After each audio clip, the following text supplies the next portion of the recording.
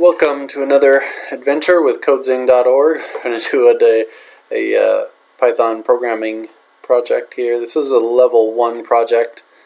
We call it Witch Wizard House. Go to CodeZing.org/house to find the code directly, or you can just go to the website CodeZing.org. Click on the level 1 code. Scroll down. We're getting pretty far here. Which wizard house are you? So we all know Harry Potter, I'm sure, and they have the sorting hat, so you can pick which house you think you belong to, and it will tell you which house you actually belong to. And I'm a Slytherin. Maybe I can try again and get something better. Gryffindor, right? Yeah, I'm right. I'm Gryffindor. I knew it. I'm not Slytherin. Cool. All right. So let's get the code, see how that program works, how our automated sorting house works. Sorting hat. Sorry. So we'll copy the code and open up the Spyder IDE. Paste in the code. If you don't have Spyder and you don't have Python yet, you definitely should by now. I don't know how you got this far without it. Maybe just pick this one because it's cool to start with. Go back to the website, follow the links, get Python downloaded. It's free, open source, very cool, easy to install. So let's take this apart a little bit, see what we're doing. Just like the add spaces in the beginning helps me see kind of what's going on a little better.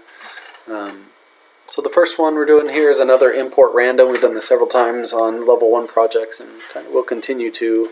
It's a key part of making games is having random things happen. And the Python library random allows you to make random samples or draw random numbers or create dice rolls or coin flips like we've done before. So with one line we can get all of this additional code. They call it a Python library. I kind of think of it as an app on your phone. Once you download the app, you get all of that extra functionality, the new game or the new chat thing, or I don't know, whatever your kids are doing these days. But import random brings in a lot of functionality for drawing random numbers and stuff. So import random at the beginning to get random, and we're going to use it down here for random sample. And the first line is the input. Which house do you think you belong to? So it's going to print this text string to the console, and this input function then takes whatever the response is from the user and assigns it to what I'm calling not used, just because it doesn't matter what house you think you belong to. Like I think in the movie you can kind of influence which house you go to by your thoughts or something, but that doesn't happen in this program. It doesn't matter which one you pick, it's going to pick its own random one for you. So I just called it not used just to show people that it doesn't matter what people put in there. The houses are the 4 normal houses, but you can obviously add whatever you want, like you are not a wizard, or I don't know, try again. And this is just a Python list, you can tell because of the square brackets. And then each of these text strings are enclosed in quotes, so it knows it's a text string and not a variable. And then a comma separates each one of the items in the list. You can use double quotes like I've started using here. You can use single quotes like I did here, but you can't mix and match. So I can't have that. That isn't going to work. Got to keep it consistent for each text string. So it can, because Python will find the first one and then look for the second one. If it doesn't find it or finds it in a weird spot, it's not going to work. So houses is my list, and then it's going to draw a random sample. So it's going to use random.sample, which means it's using the random library and then the sample method from the random library. It's looking at houses, is telling it what to look at to know the possible choices, and then it's picking one item. And then it's printing that out to the screen at the end, you're a, and then it's separating that text string with a comma, and it's picking out the your house, the 0th item, the first item. Python's lists are numbered starting at 0. So it's picking out the first item in the your house list that's returned. So let's just run it, make sure it works. Which house do I think I belong to? I'll put none. I'm not sure, I'm a wizard. And it says no, I'm a Hufflepuff. Cool. Alright. And you can run it again. If you don't put anything, it's fine. You are a try again. Alright, so that didn't, my text in here didn't quite match up with what I'm printing out here, but you can play around with that.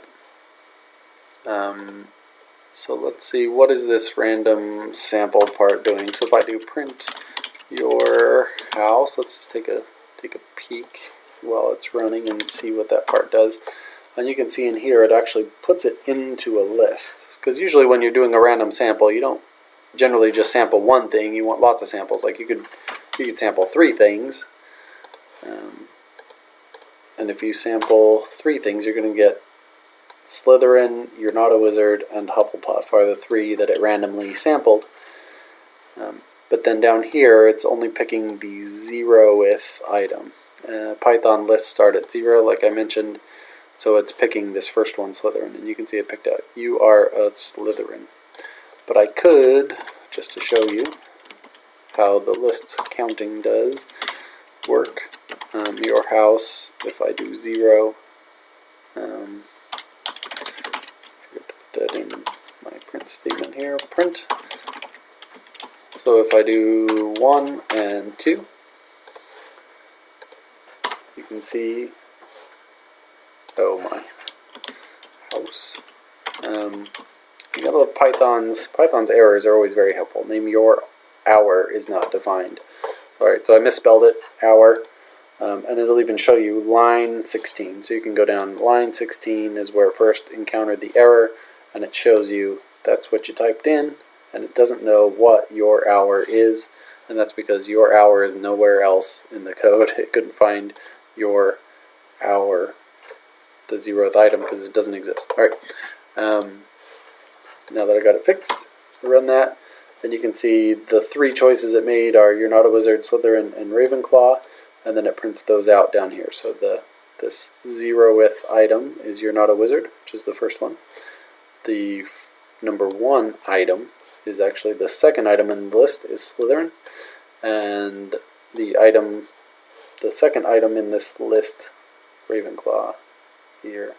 So a little tricky to get used to in the beginning that the count starts at 0, but there's a very practical reason that's a little complicated to explain in a beginner video, but just trust that it's the best way. Python's great, the people that wrote it are great, and they did it for a very specific reason. So if it seems weird, just memorize it, remember it, and go with it, because it's for a reason.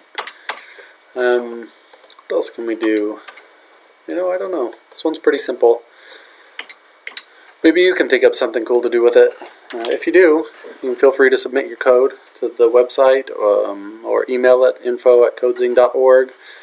You can post comments if you have any questions, or if you think of something cool to do, another little aspect of Harry Potter that can be transformed into this type of game. That would be fun. If you do think up something cool, I'll post it to the website and give you full credit, and your friends can come and see all the cool coding you've been doing. You can impress your parents for sure if you manage to code up a cool game.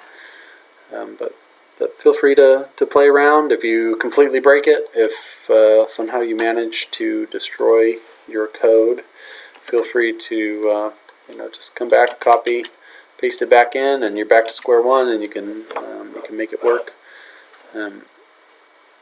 Alright, well, hope that's been helpful. Have fun coding, and we'll see you in the next video.